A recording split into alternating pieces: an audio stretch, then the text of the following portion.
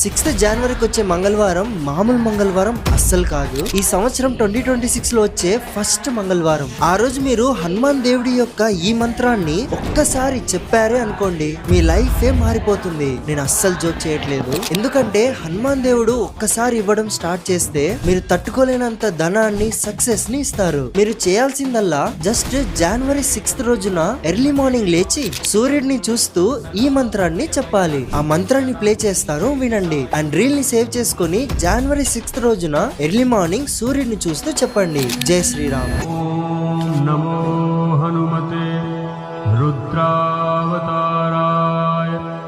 సర్వశత్రు సంహారణాయ